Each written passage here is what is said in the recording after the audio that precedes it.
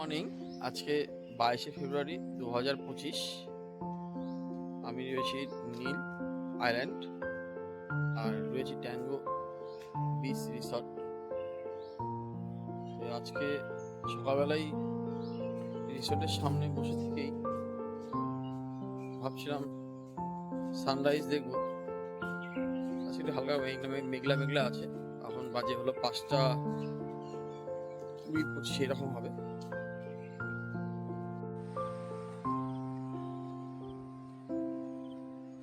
আজকে সানরাইজ হবে না, দেখা যাবে না, কারণ আকাশে ভালো মেঘ আছে, বৃষ্টিরও পূর্বাভাস রয়েছে হয়তো, তো সেই জন্য আজকে দেখা যাবে না। টাইম হারানো হয়নি, 5:45-46 দিয়ে সানরাইজটা হয়, এখন 5:20-25।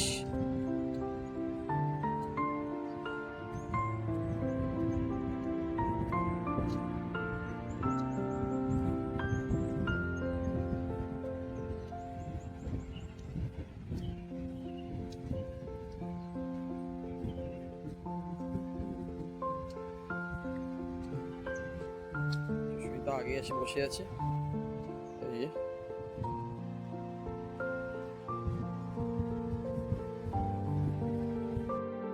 এই আমাদের রিসোর্টে অফ সিজনে এত আমটা কিন্তু মিষ্টি, ভালোই খেতে। খেলাম এই আমি চাটনি, আম পান্না হচ্ছে, প্রচুর আম পড়ে আছে নিচে, টপ টপ করে পড়ছে, অনেকে নিয়ে যাচ্ছে। এখনই বললো আম পড়ে গেছে। এখন বেরোচ্ছি লক্ষণপুর টুতে দেখতে, ন্যাচারাল বিচ 1-2টা দেখবে। কালকে জল উঠে গেছিলো, জোয়ার চলে আসছিল বলে আমি কিছু করতে পারিনি, সেই জন্য ভাবছি আজকে সকাল সকাল বেরিয়ে পড়লাম, যাই ওখানে অনেক কিছু দেখার আছে। বেরিয়ে পড়লাম, রাস্তা ফাঁকা সকালবেলা। এখন লক্ষণপুর 2 নেচারাল বিচ এর ওখানে যাওয়ার রাস্তাটা এই যে যাচ্ছি, এই যে পৌঁছে গেছি। লক্ষ্য 1 and 2, 1 পর্যন্ত যেতে দেয়, 2 যদি যেতে পারি যাব, না হলে 1টা দেখি চলে আসবো।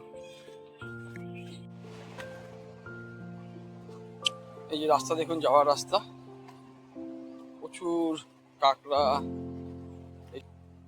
মোটামুটি আমরা পৌঁছেই গেছি লক্ষণপুর ন্যাচারাল বিচ 1 এর পাশে। এখান থেকে ভিউটা একটু দেখা যাচ্ছে।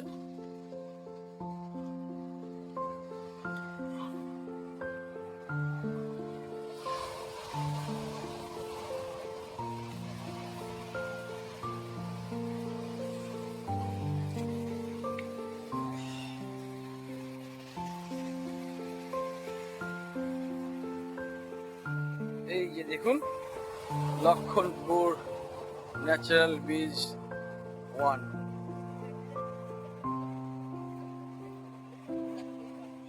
কিন্তু এখনো ভাটা আসেনি, জল উপরে আসছে, যাওয়া একটু অসুবিধা হবে। একটু পরে, আর আধা ঘন্টা পরে হয়তো নেমে যাবে, নামছে এখন। এখানে ন্যাচারাল বিচ বলে এটা, উপরন্ত এখানকার লোকরা, বাঙালিরা একটা হাওড়া বিচও বলে। সুনামির সময় এটা বড় এফেক্টেড হয়েছিল, কি অনেকটা অংশ ভেঙে যায়, এটা এখানকার গাইডরা বললো। কিন্তু জিনিসটা, জোয়ার চলে এইসব জায়গা পর্যন্ত জল চলে আসে, তখন যাওয়া আসা খুবই কষ্টদায়ক। তখন এই প্রবালের উপর আসা যাওয়া কষ্ট, সেই জন্য ভাটাতে আসাই বেস্ট। সমুদ্রের খুব গর্জন এখানে, কারণ পাথর থাকলেই গর্জনটা বেশি হবে। এই যে কাঁকড়া, এখানে ন্যাচারালি অনেক কিছু দেখার আছে, সেই জন্য সকাল সকাল চলে আসলাম।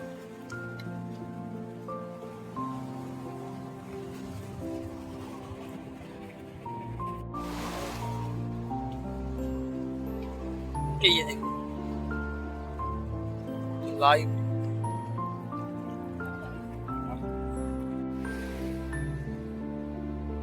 দারুণ লাগছে না ন্যাচারাল বিচ ওয়ানটা দেখতে, সুন্দর লাগছে দেখতে।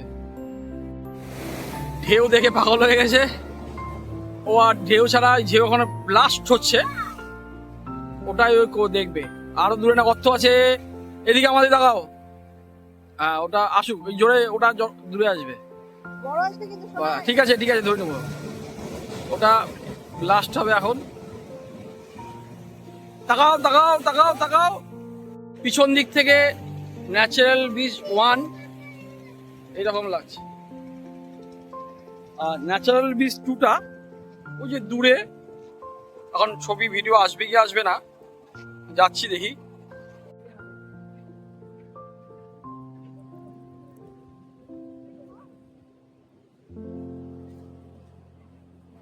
এই যে কোরালটাকে দেখুন, এখন আলোতে হয়তো তো বোঝা যাচ্ছে না।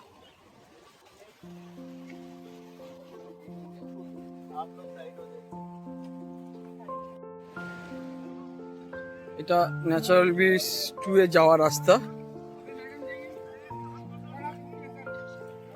ন্যাচারাল বিচ টু এখন বলছে যেতে দেয় না, কিন্তু আমি চেষ্টা করছি যতদূর যাওয়া যায়। ঠিক আছে, ওই যে জুম করে একটু দেখাচ্ছি, ওই যে ন্যাচারাল বিচ টু। ভালোই স্লিপারি, ভালো জুতো পরে আসতে হবে, পরে গেলে কিন্তু মোটামুটি। এদিকে লোকজন আসে কম বলে এদিকে এই জলের মধ্যে দিয়ে ন্যাচারাল বিচ টুতে যেতে হবে। এখন আস্তে আস্তে এগিয়ে যাচ্ছি। অসাধারণ, অনবদ্য, এনে কোনো কথা হবে না। মনে হচ্ছে কোনো বিদেশের কোনো বিচে চলে এসেছি। বলিউড হলিউড বইয়ের শুটিং হচ্ছে এরকম বিচ মনে হচ্ছে।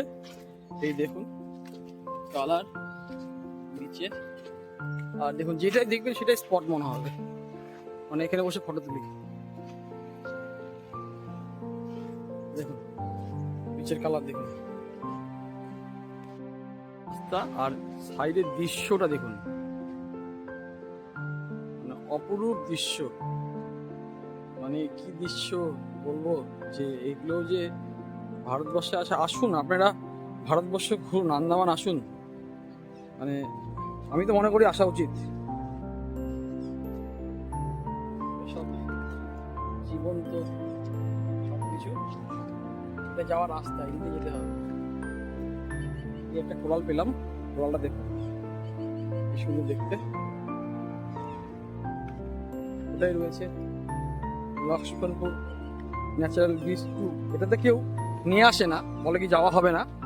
আমি সাইড দিয়ে বেরিয়ে এসেছি, ইচ্ছা ছিল যে আসবো, কারণ অনেকে বলেছে এখানে একটা ট্রেকও হয়। এই ম্যানগ্রোভে মাঝতে উপর দিয়ে একটা ট্রেক আছে, ট্রেক হয়। আর ওরা মাহি আর সুস্মিতা তো ওখানে থেকে গেল, ওরা হয়তো আসবে একটু পরে, কিন্তু এই জায়গাটা মিস করার মতো নয়।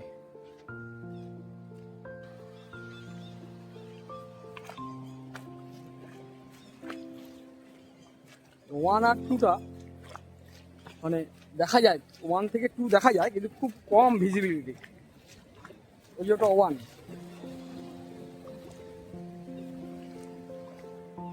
আর জলের কালার দেখুন, এটা জল দিয়ে যাচ্ছি।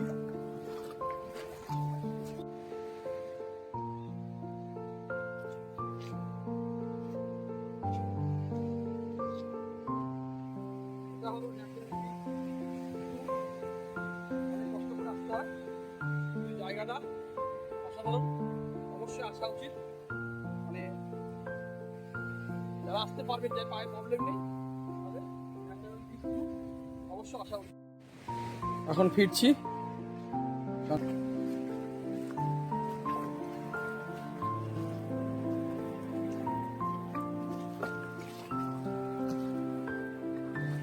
আমার তো মনে হয় আবার জল উঠতে শুরু করলো।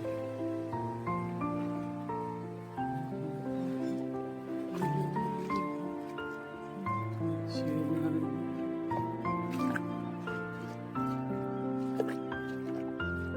সব জলগুলো আসছে, লবণের জল পড়ছে। অনেক কিছু দেখানো আছে এইসব জায়গায়, বুঝলেন? মানে অনেক কিছু দেখানো আছে এইসব জায়গায়, কিন্তু গাইড নিলে অবশ্যই ভালো। অনেক দেখাতে পারছি না, হাত দিব চলে যাবে, চলে যাবে, বেরিয়ে যাচ্ছে। এই দেখুন কামড় দিচ্ছে। এই যে দেখুন কি লাগছে বিচের, একটা অপরূপ দৃশ্য। আরে কি দৃশ্য, কি দৃশ্য, কি দৃশ্য, কি যেন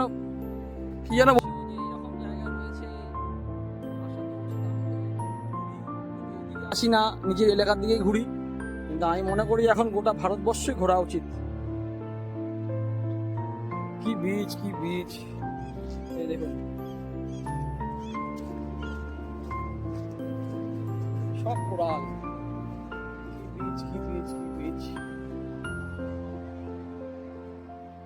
কালকে আমরা আসতে পারিনি, সেজন্য আমি ঘুম থেকে উঠে আজকে সীতাপুর বিচেও যাইনি, জানি এখানে ভিজিট করব। এখানে টাইম লাগে।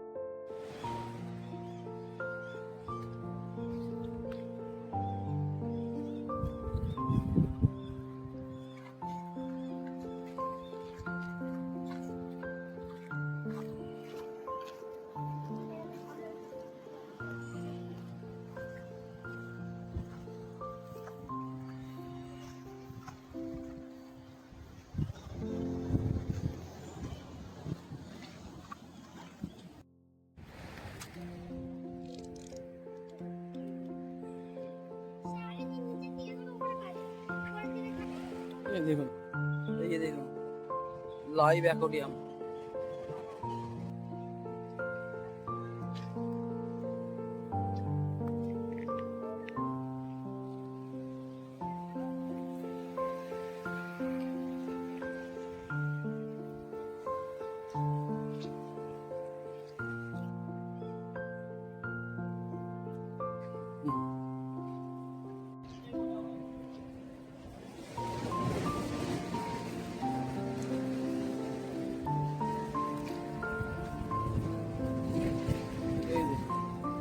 এই যে খাবার দিলাম, চলে আসবে।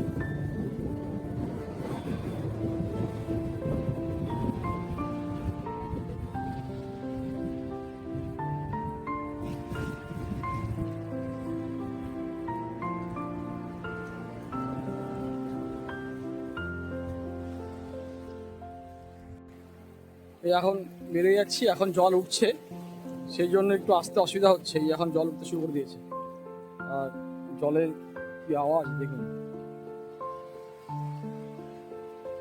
আমরা এখন সীতাপুর বিচের দিকে একটু যাও ভাবছি, যদি টাইম বের করতে পারি। লাইভ ডিসকভারি মানে এত ভালো লেগেছে। ওরা দুজন বলছে যাবো না, থেকে যাবো, কিন্তু টিকিট নেই, কিছু করার নেই। মানে এরা দুইজন পুরো মস্তিতে রয়েছে, মাছকে খাওয়াচ্ছে, ঘুরছে ফিরছে, জায়গা দেখছে। আর বাড়ি না গেলে হবে, এখানে রেখে দিতে হবে দুজনকে। বলছে আমাদের এখানে রেখে দাও।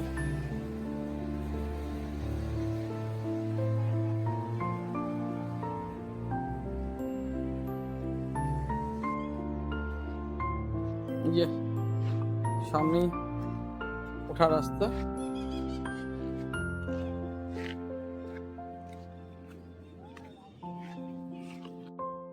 ব্রেকফাস্টে ফ্রুটস, বাটার, চিকেন, ব্রেড, বিশেষ ডাল, চাটনি, সাম্বার, পোয়া,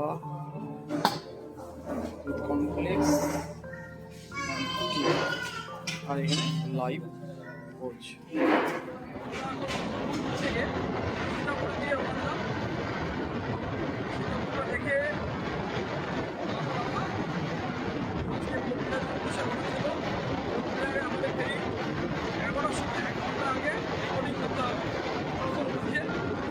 টাকা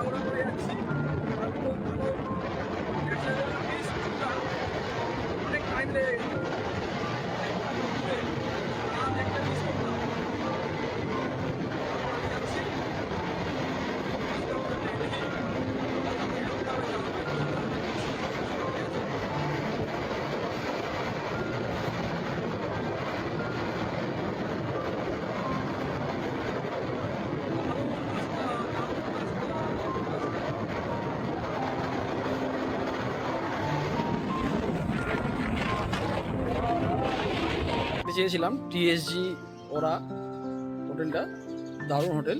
এই হোটেলটাও ছিল কিন্তু এখানে সুইমিং পুল ছিল না বলে আমি থাকিনি, তাছাড়া হোটেলটা খুব ভালো ছিল। আর এই সীতাপুর বিচ, এই আমরা এখন সীতাপুর বিচে যাচ্ছি। সীতাপুর বিচে যাচ্ছি কারণ জাস্ট আসলাম যে দেখে যাই। সানরাইজ তো হোটেলে দেখেছি, আর সকালবেলা মেয়ে ঘুমাচ্ছিল, ডাকলাম না কারণ আজকে ফিরবো সেই জন্য। আর তো সানসেট দেখেই যাচ্ছি, সানরাইজের জন্য আর চিন্তা করলাম না।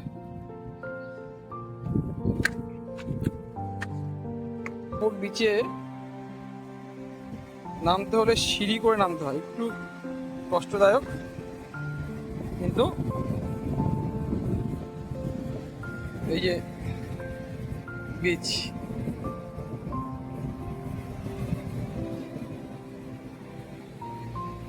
এই সীতাপুর বিচ দারুণ। এটা তো আরো ভালো বিচ দেখতে পাচ্ছি। আসলে যেটা দেখছি সেটাই ভালো লাগছে, কোনটা বলবো ভালো কোনটা খারাপ কিছু বুঝতে পারছি না, মানে সবই ভালো। এখানেও চান করা বন্ধ, কারণ এখানে প্রচুর পাথর আর কোরাল আছে, কিন্তু চান করা এখানেও বন্ধ। হ্যাঁ, নিষিদ্ধ আছে চান করা,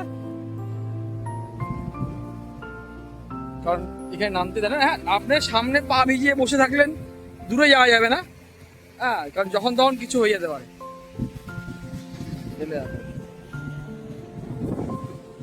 ওই যে আমার মেয়ে নামছে।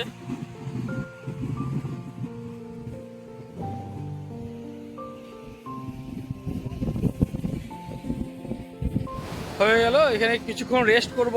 সীতাপুরে 10-15 মিনিট টাইম কাটাবো, তারপর উপরে বসে টাইম কাটাবো, তারপর বেরোবো। টাইম আছে, এখনো টাইম আছে। আর বিচটা ভালো, মানে সুন্দর বিচ, একদম দারুণ বিচ, দারুণ কালার। চুলগুলোর অবস্থা খুব খারাপ।